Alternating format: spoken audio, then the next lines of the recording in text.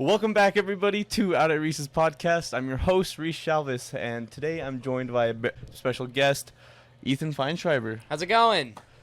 So, Ethan, how's it going, man? How you been? I'm doing all right. When I heard that you wanted me to be a part of your podcast, because I think you told me at first that you were doing a podcast, and I thought, Right. oh, cool, this is where I can spill my feelings.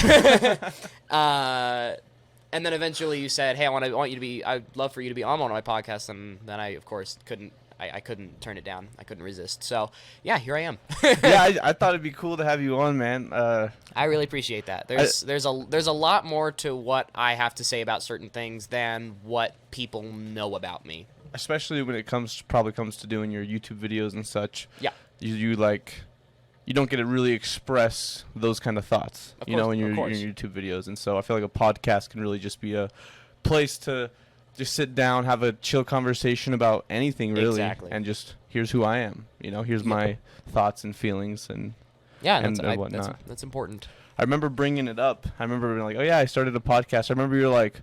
I remember seeing it like that, that light bulb come on. You saw how excited I got. That was pretty. It's cool to finally have you on. I know Thank you've been you so much. Pretty busy these past couple weeks. A little bit. I've been doing a lot of stuff. We finished what's it called? We finished shooting the third episode of our Cobra Kid series. This is one of our most professional films, and we hired a guy by the name of Ian Lang. Good fun dude. Good friend, and he's great, and so I met him a few years ago. Oh, you did? Well, Okay. only a couple times though, but he's pretty cool. Nice guy. He's hilarious too, and like one of the shooting days was just like we could not keep it together. It was getting late, and he would just laugh at everything, and so we could just not get any shots. Yeah, that's funny. How's it been just shooting that?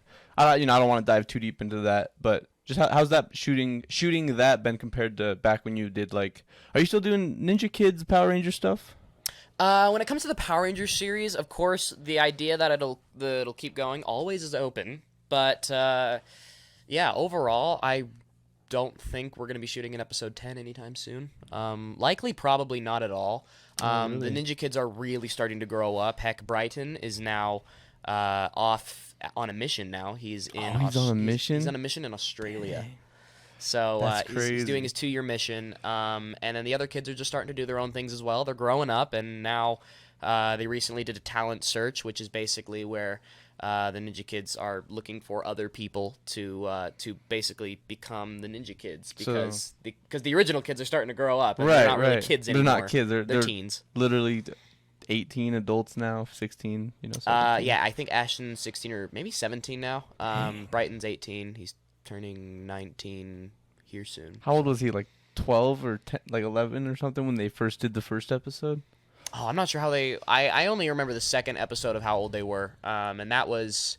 I was, I think, 12 or 13 then, and so he was probably about 13. Dude, time flies. Yeah. Time flies. Yeah, I think it's funny, though, because even though a lot of time has passed between then and now, I get comments on so many of my videos, especially my TikToks that go viral of, holy crap, I used to watch you when I was a kid. That's insane. And when they did, I'm like, okay, so when they watched that Power Ranger, they were like, Power Ranger stuff, they were 5, 6. 6 years later, they're about 11, 12. And they're like, I used to watch you when I was a kid. And I'm like, you're still a kid. I used to entertain you when I was a kid. That's how it goes. Right. But it's probably just weird for them to see you growing up, because I think I met you when I met you in about 2017. Is that when it was? Yeah, that's basically when we started the Power Rangers. Yeah, that was 5 years ago. Yeah. 5 to 6 years. Dang, that's crazy. Yep. I can't believe it's been that long. That's cool. It's cool. I think I'm glad I still know you after 5 years. Right. I was gonna say it's cool. We've still managed to keep some kind of contact. I'll admit that was actually probably a lot more work on your part to do that, because most of the time it was you reaching out to me, and I'd be like, oh, I haven't seen him in a while. I completely forgot, and then I start to feel bad, and I'm like, wow, I should have been more communicative. I mean, I understand. I feel like we just kind of we were both doing different things, and And when we would see each other, is usually like kind of YouTube related, Yeah, but shoots with Carla absolutely, and stuff like that. But I feel like it takes in any sort of. I'm trying to make it so it doesn't seem like I'm forcing the topic I want to talk about onto our current conversation. I just feel like in any type of relationship, it takes guts to reach out to someone who you haven't talked to in for a while and be the one to start up those conversations. It can be scary sometimes, it's like there's actually a few friends I've actually had to. Oh wait, I probably really like. Huh? What's that? I just don't want to take a drink in the middle of while you're. Oh, you're fine. Like it's totally so. cool. Drink as much I just water. Don't wanna... So, but there's been like several friends that I've in the past that they're like old friends from 2010, 2012, and I've been like, oh, I haven't talked to them in a long time. They were like my best friends too. Oh, nice. And then I would reach out, and it wouldn't really go anywhere. I'm like, all right, I guess that kind of. The past sometimes just stays in the past, Yep. Even if despite you trying to reach out and such, which can suck, I feel like sometimes it can be very hard to let go of old relationships and friendships. It can be. It actually just reminded me of someone who's started to come back into my life a little bit. His name is, and he and I met in 4th grade. 4th grade. And we only knew each other through 4th grade, and we got along then. But that was like 10 years ago. Yeah, at least. Yeah, it was 10 years ago. And then eventually, I think I started seeing that he is. I think it was when I was about 13. I saw, or 12 or 13. I saw that he reached out and he was like, "I'm starting to get into tricking, and I know you're really good at it, and can." Want a session sometime, or like, sure. And so eventually we did that, and we became buddies, and we do sleepovers all the time. Yeah. And we do dinners together. That's and it was awesome. Just, he and I were really close for a while. We do trips together. It was amazing. And then something had ended our relationship. I don't want to go into too much detail about that, mostly just because I don't want to be throwing people under the bus. But something happened to our relationship that basically was just like, oh crap, trust is sort of gone a little bit. And before people start going into asking questions, just know he's a good guy, and so am I. We're both cool guys, and we're both great. So yeah. That basically stopped it for a while, and it was And he started to get back into tricking again, and it's been nice. It's been great to see him. And then when we did see him, it was just like crazy to see him again after not seeing him for probably about 4 or 5 years. And so after the session, I just said, "Are you doing anything?" And he said, "No." And I said, do you want to just like go to like a coffee shop and just to catch up? Like, I have so much to tell you, because I started just when I started getting into the thing I'm super passionate about right now is snakes, and he and our friendship ended like just when I was starting to get into snakes, and so I was like, man, I wonder if he's still even thinking about that sort of stuff, in the sense that I can tell him all of the success I've had with that now, because I found many species and all over the place, and so I'd just be like, I'd get so excited. I'm just so excited by the thought I could catch up and tell him all of my success in this thing I was getting excited about, and I find out he's got his own interests now, and of course it's not snakes. But it was just really interesting to catch up and see how his interests branched out into things he's doing now, and they're very different from what I'm doing now. And unfortunately, I just felt like as nice as that conversation was to catch up, I just didn't see the kid that I was friends with. I just wasn't the same energy. Not quite. I just felt like the compatibility just wasn't there like it used to be. And as sad as that is, it's really not that bad. He and I still have a great time when we're both sessioning. He makes me laugh super hard, and I make him laugh, of course, as well. But I don't think we're going to be hanging out outside of tricking. But then again, I never know where it'll go, so I can't say for sure. But yeah, nice dude, and I'm not really too saddened by the fact that the compatibility just isn't what it used to be. We just don't have a lot in common anymore. So It's definitely a weird thing, especially like when you're kind of going through the first like couple eras of a friendship with someone, right? And it's you have these memories and ideas of who this person is, like rooted into your brain, throughout those first years with them, and then when you end up coming back to a friendship with them, especially after that long, it seems like it can be very surreal and kind of almost heartbreaking, despite you guys being on decent terms still. It can almost be heartbreaking because you miss that old relationship you had with them. Yeah, you miss that, how they used to be, not Right. how they are now. And that's all you ever knew. And so Yeah. when they come back and they look the same, but they're different, it's definitely something else. I don't look different. He looks very similar. He just has a beard now. I, however, look way different than I did when we first were hanging out.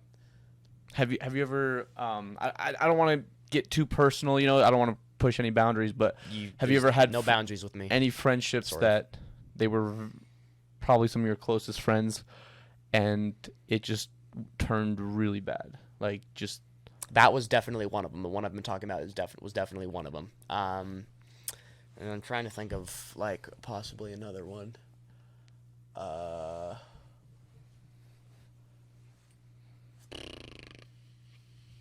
That's basically the big one that I can think of right now. I can't think of really many others, unfortunately. I had some that really changed my life. I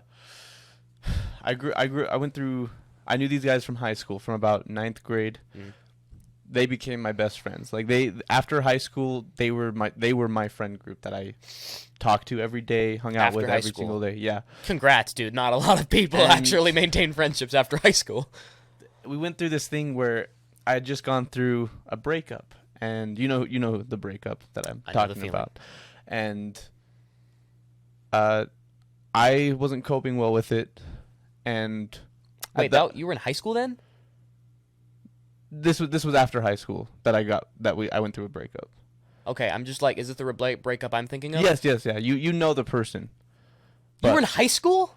Well, we started dating in 17, so in 12th grade is when we started dating. Yeah, but like I didn't know you had just gotten out of high school. Oh yeah. Oh my god. Okay. When we broke up, I think I'd been out of high school for about a year. Okay, gotcha. So,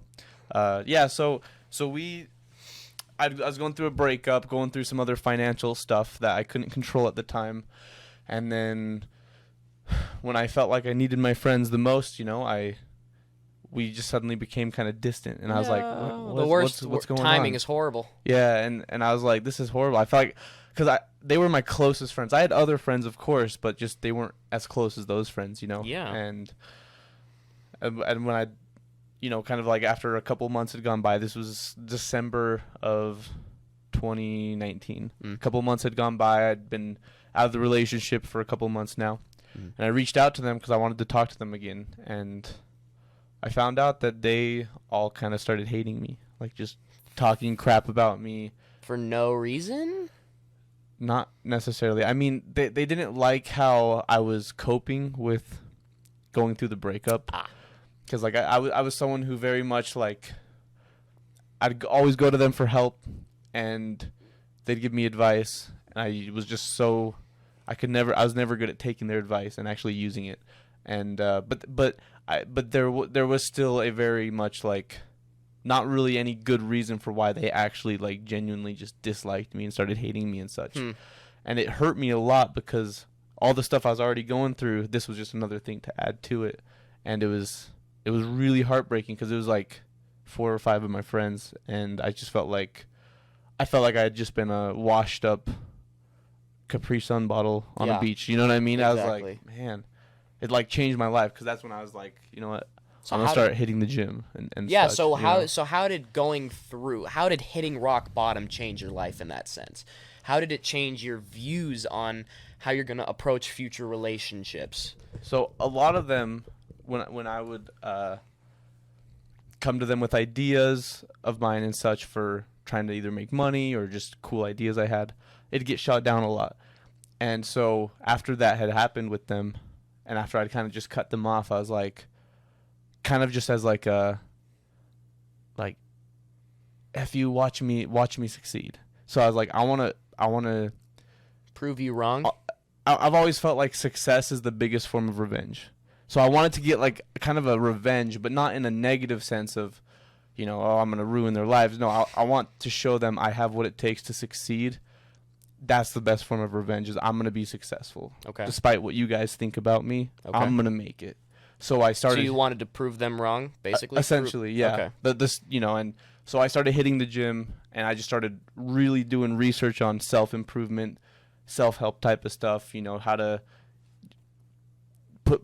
work on my mindset, just become a lot better of a person. Because I did feel like at that point I was kind of becoming a toxic person, and they definitely helped me see that. And so I decided I want to work on myself. So I started just spending a lot of time doing research on things I could just do throughout the day, to just things I could tell myself, little techniques and tactics that I could do throughout the day just to boost my self-esteem, my motivation and such. And then also just hitting the gym, eating healthier. All these things all stemmed from me hitting this rock bottom point in my life. And so if it wasn't for that, I don't think I would have started hitting the gym like I did, and trying to just constantly strive for self-improvement.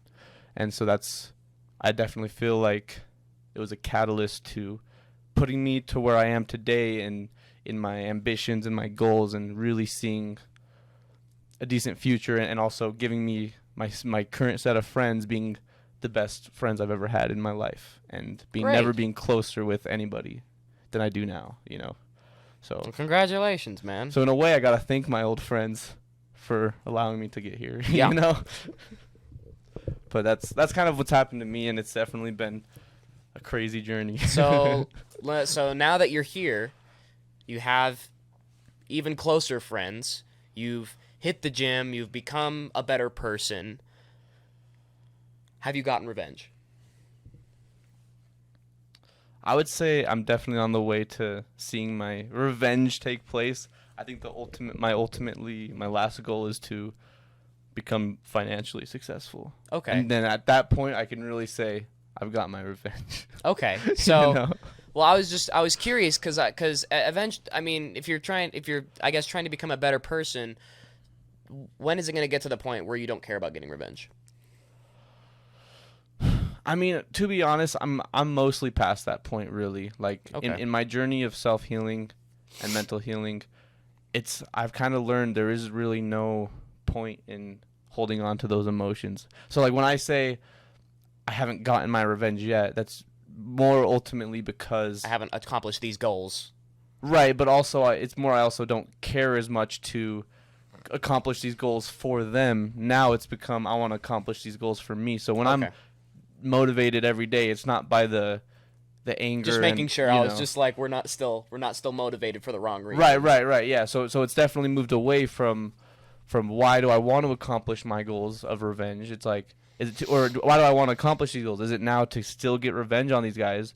No, it's because I want to see myself succeed and become the best person I can. I'm doing this for me and not for them anymore. Good. So I don't think I'll ever reach the point in my life where I've gotten my revenge. Good. Because at this point I don't want to see it that way. I feel like that's too negative and exactly and such.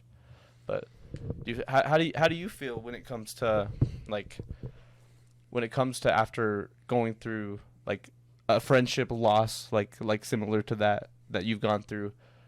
Do you feel like there's definitely been things from it that you're glad you went through to ultimately kind of help you see things better or make you a better person? Or yes, but not from my loss of friendship. So a lot of the things I know now about being a good person, especially being good with friendships and good with people, and taking things with a mature perspective, actually came from being alone for a year.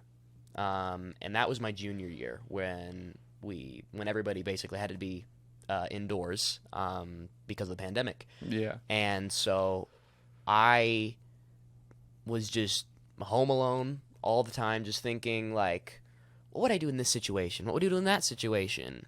what if someone treated me like this? What if someone treated me like that? How would it end? And I'd have all this time to myself to think, how would these end up likely? And oh my God, it's amazing what I learned. It was really weird. And I thought that was so much fun because I kind of learned a lot after I had that time to analyze things, and I think that also came from just thinking about it now. I probably started doing that because I started wallowing in sadness over a breakup that happened like 4 years ago. At the time. And I was, I was like, I've been single for 3 years. What am I doing wrong? Like, it took me forever to realize, all right, so let's look back and think of all the possibilities, as to why this horrible breakup went down the way it did. Right. And eventually I started to learn a bit more about myself and how immature I really was back then. And now I'm just starting, and I've seen where like I now know where like jealousy comes from. I know where insecurity comes from. And so at this point I can take those into account going on to my next relationship, and I did, and it was a great one. We're not together anymore, but it was good. I actually relate 100% with the feeling alone and going through kind of a lonely period. Mm-hmm. This was actually also right around the start of COVID, right? Because when my friends had done the thing, it was end of 2019, and then COVID started 2020. Right. I really decided, like, I want to learn to not be reliant on doing stuff with people, because I want to do this thing. Calling up my friends, do you wanna come do this thing with me? Oh, they can't do it. So you don't do it. Exactly. Right. And I had to really learn, you know what? I'm just gonna start going out by myself and seeing how that goes. So like I started with easier things like just hiking, just hiking by myself. And now I've learned I think I prefer to hike by myself than with people because it's so mind clearing, and I don't have to I can just focus on living in nature, or just living in the moment, experiencing nature, and it's become my favorite thing. And let me tell you, if you like doing that, then maybe you shouldn't go hiking with me because I'm just going to be looking for steaks. I still like to go with friends for sure. Yeah. But it's just a different experience going by yourself. Yeah, I do that as well.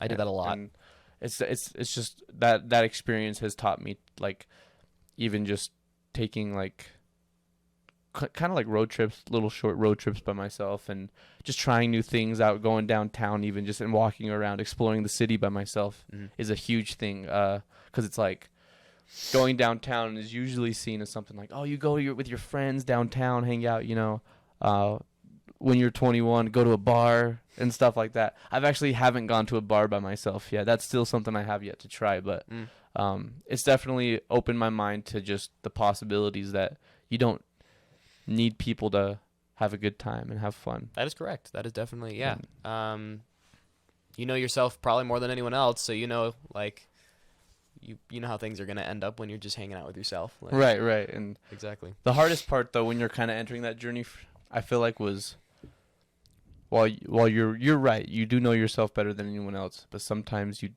don't think so, and you haven't truly explored your own true passions until you have, right? And you have to hang out with, it's like a different person. You have to hang out with yourself to get to know yourself. That's a good metaphor for that. Or that's a good way to put it, because it's definitely, it takes a lot to, especially if you're a social person and you're used to just always doing stuff with friends, family.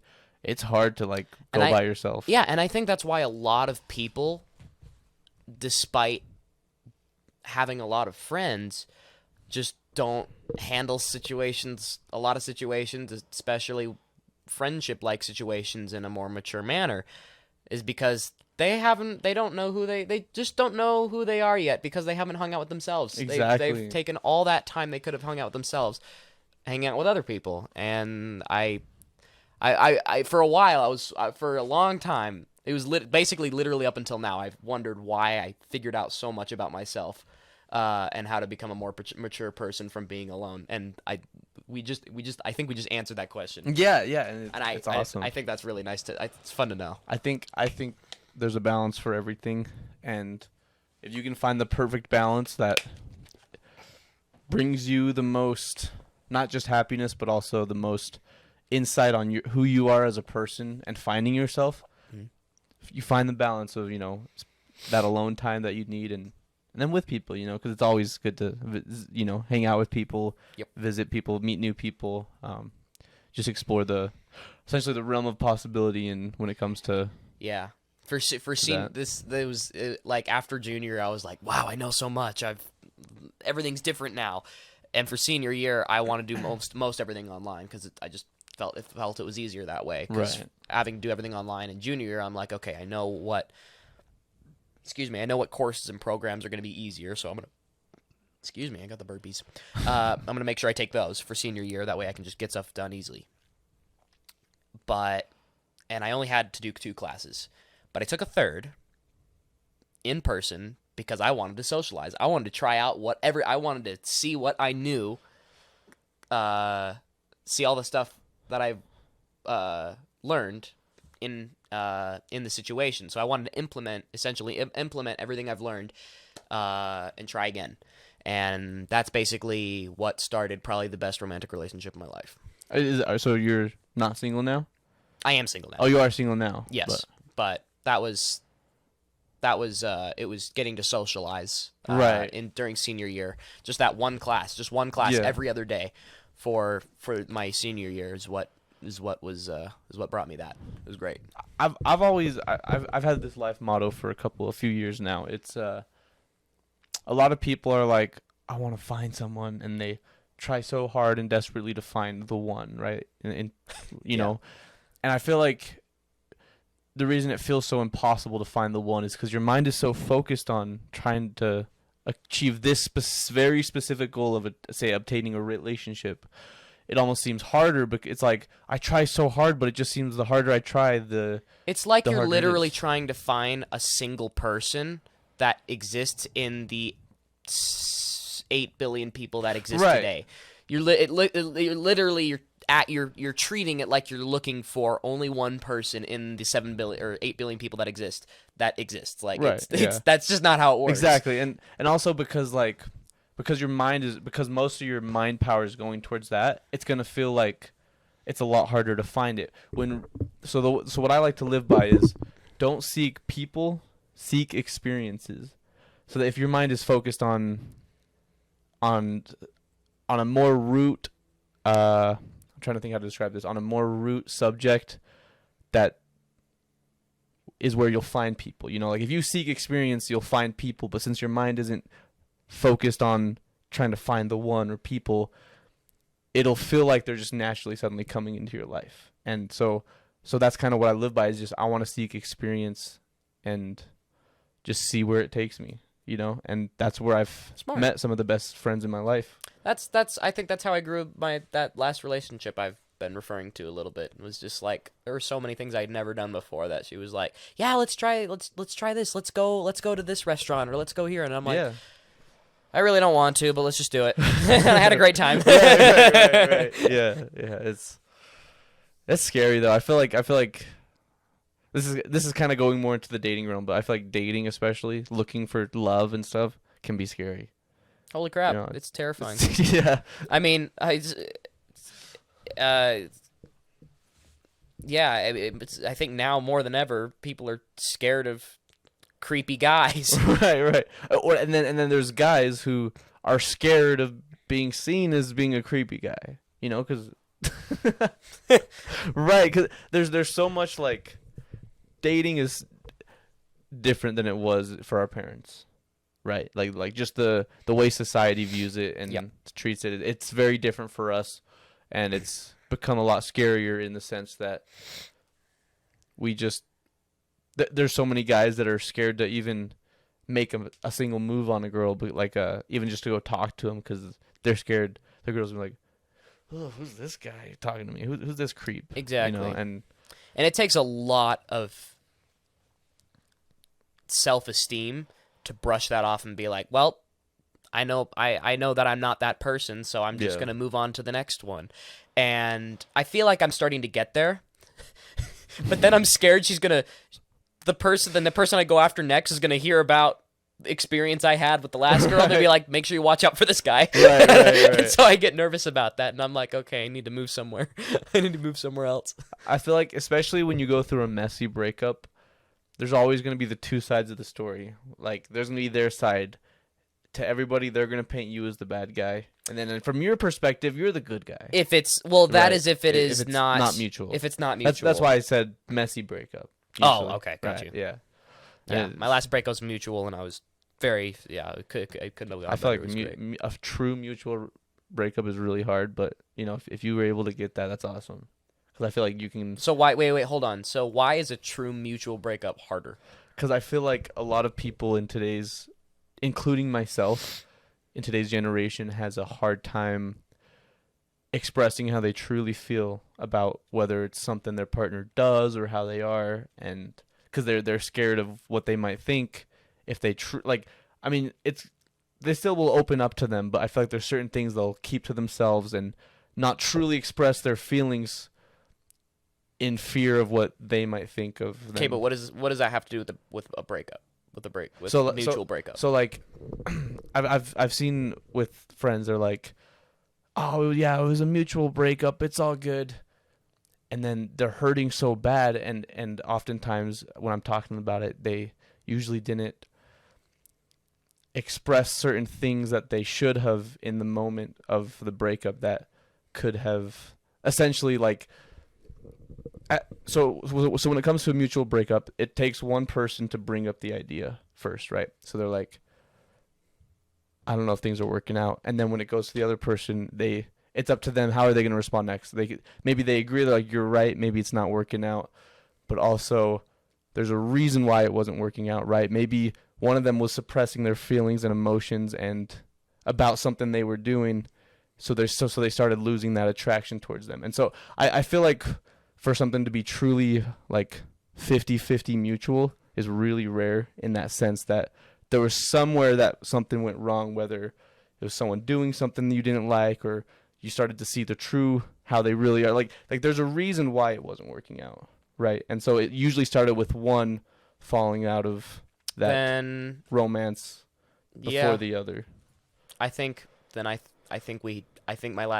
so far from what I'm hearing, it seems like, based on those terms, yeah, my last relationship breakup was perfectly 50-50. It was weird. That's really, it was weird. I'm like, awesome. I think this is how I feel, and she's That's like, I'm like, and she's like, yeah, I feel the same way, and I'm like, I know, I'm just like feeling this and this and this, and she's like, yeah, me too, and I'm like, ah, crap, but good thing we're on the same page. right.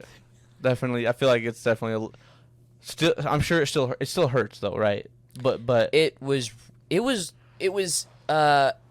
yeah, I think it was kind of like I had basically had like a day set. I'm like, all right, you want to do our last date on this day?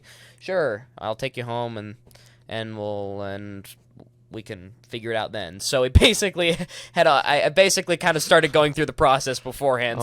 So it's almost as if we'd broken up before we broken up. But holy shit, was it? Oh wait, I shouldn't be cussing in this. No, all my other guests and I swear on this podcast, okay. you're good. Like, wait. Yeah, holy shit, was it difficult? Because of just being used to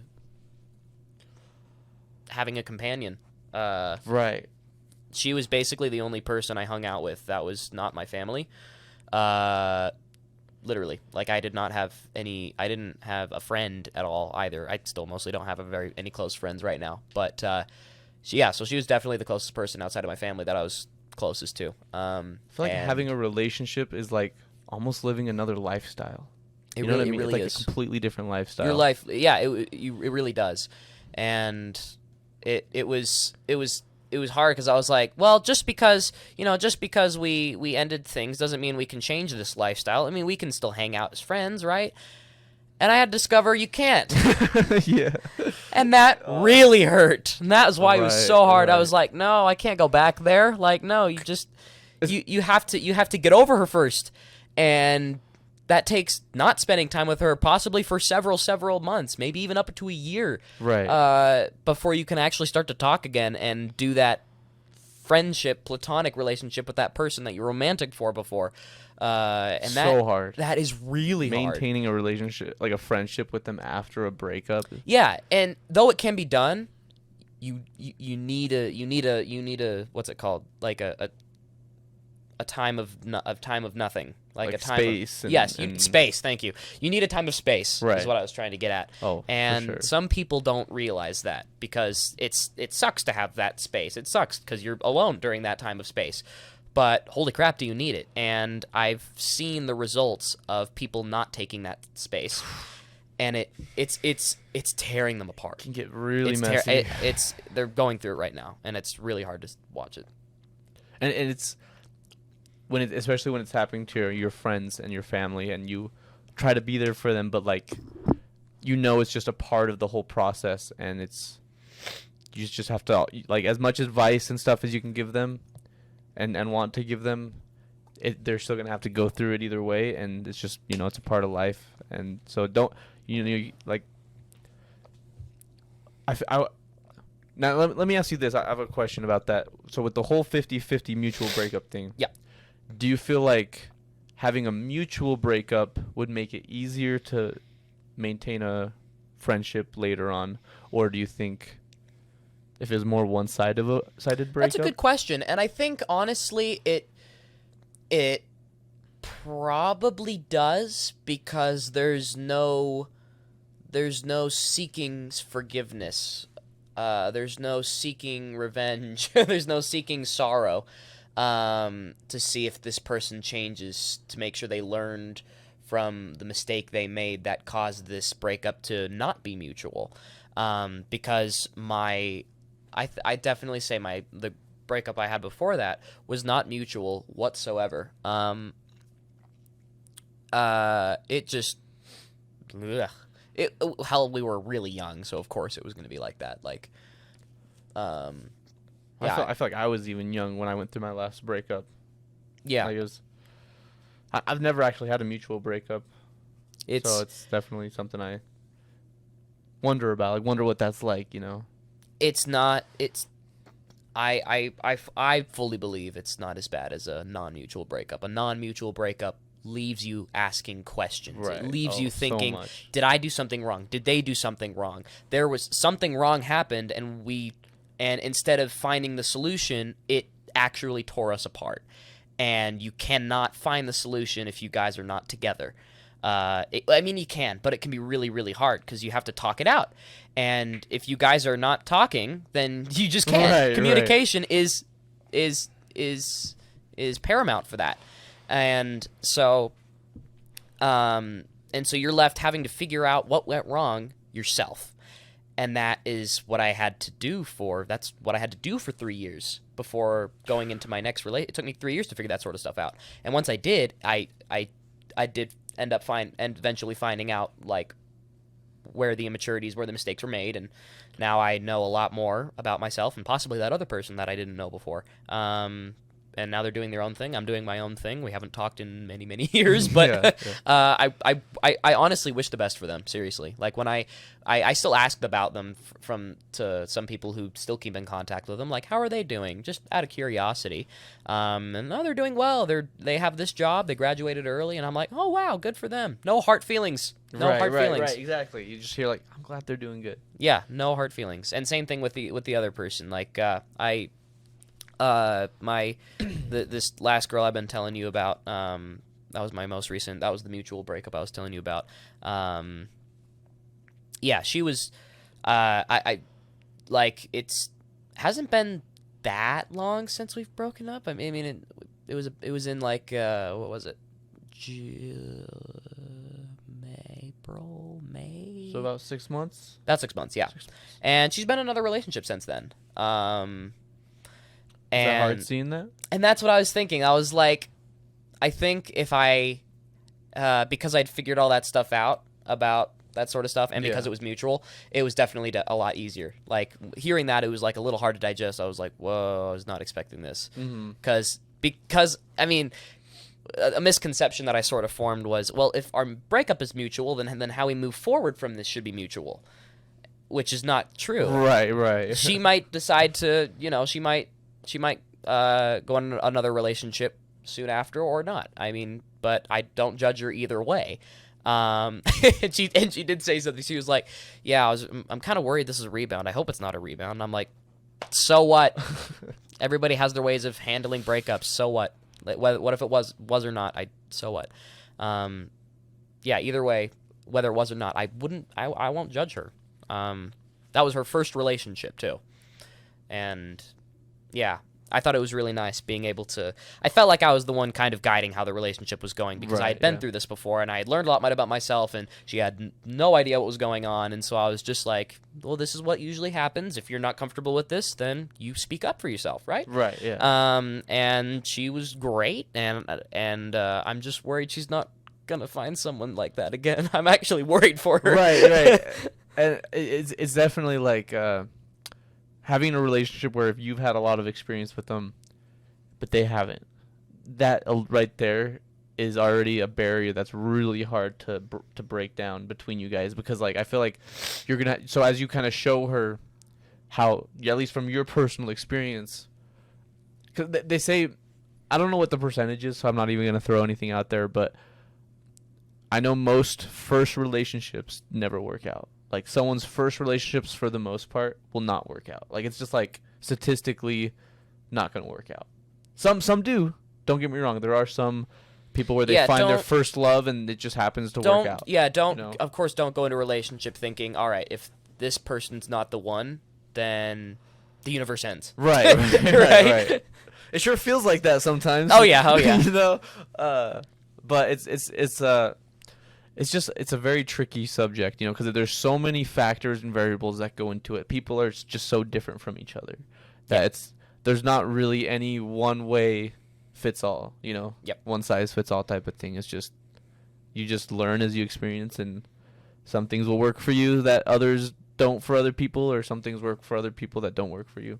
And you just kind of figure that out as you gain that dating experience, and you just maybe can get lucky and found the one for your first time, you know. Exactly. And that's, I think you get lucky if you find it in the first 100 dates, honestly. Like, I think dating just tons of different people is not I don't think of that as like you're a man whore or you're a lady whore or whatever. I just like I don't, if you are dating to figure out more, I think you should go out and date as many people as you can, mostly just to figure more about yourself and other people, so that you know what works and what doesn't.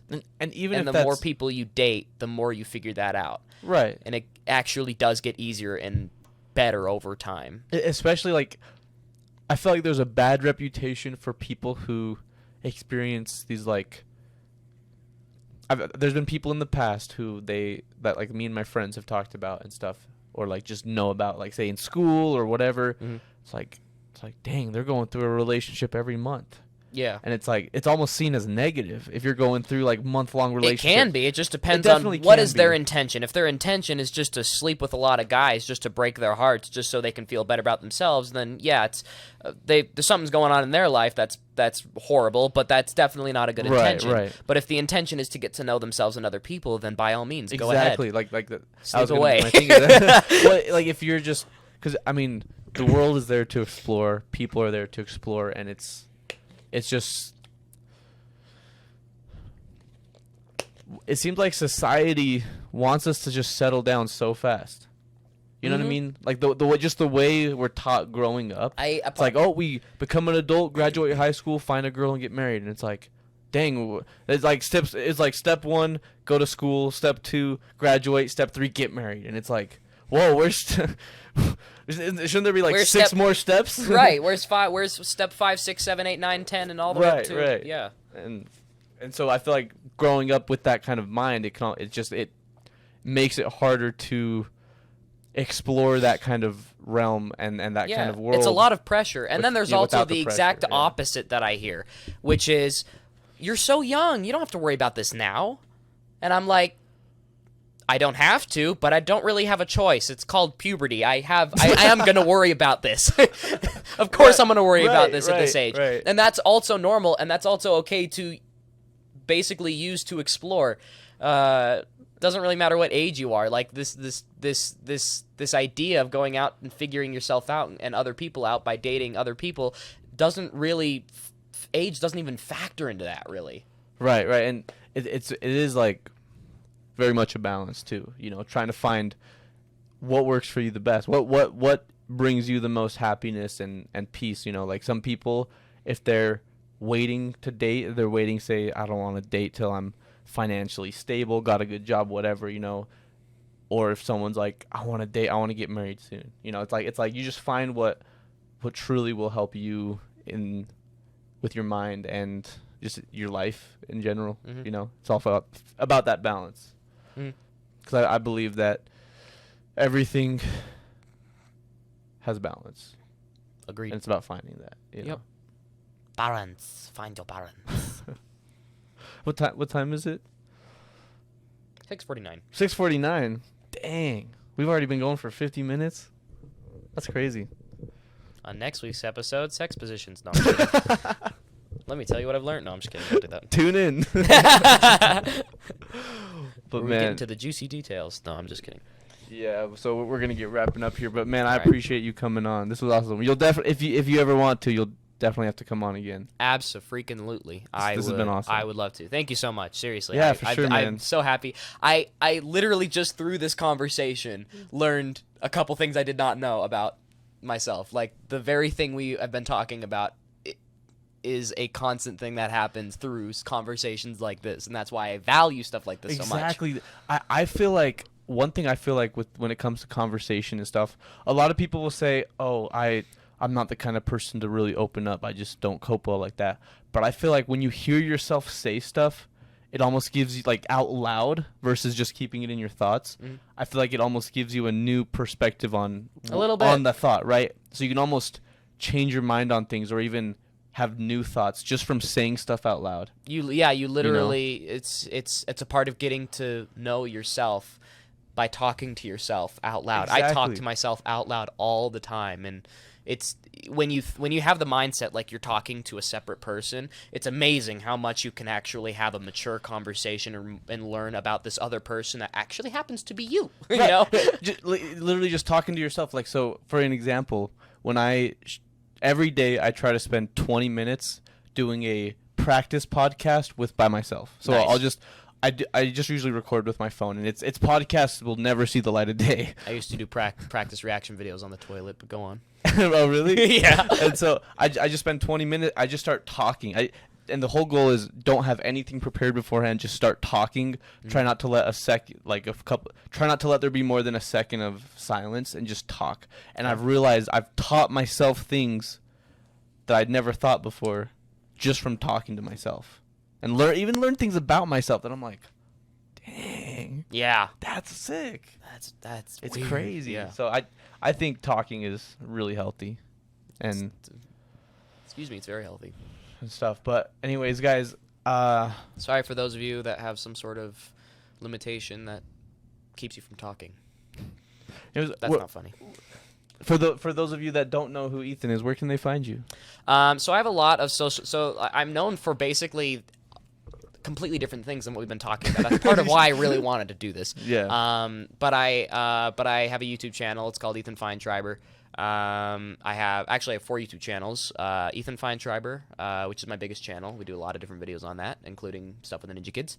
I'm Fineshriber is my reaction channel. That one's for slightly older audiences, and I think that's slightly more enjoyable content in my opinion. Yeah. And then my third channel is actually all about snakes. It's called Snakes on the so Brain. cool. That's the one That's that I so maintain. cool. I love that. Thank you so much. That's awesome. That's Like- the one I put my heart and soul into because I mean, the other 2 channels, it's a business. We have a whole team of people. That's the one that makes money. However, the snake channel is just kind of my own personal hobby that I Just for fun? Yeah, just That's for fun, awesome. and it's basically a start to my end goal. How many career-wise. subscribers is that one at? 3,000-ish. And that's so cool. It's doing That's okay. awesome. But yeah, I've just started to upload a couple more things. I'm working, there's another episode that's going to be coming out soon. I just have to ask my mom to finish my thumbnail. and then it'll be uploaded. It's about wandering garter snakes. It's the common garter snake you find around here in Utah. And yeah, I've been editing like crazy on that.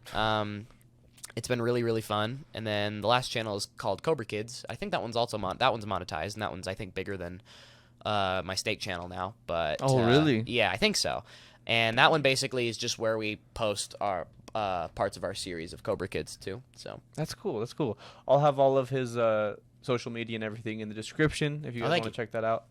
Thank you guys for watching wherever you're listening at, morning, day, or night. I hope you guys have a good one. Thanks again for coming on, man. Absolutely. Thanks again. All right. And I hope you guys learned something. All right. Have a good one. Peace.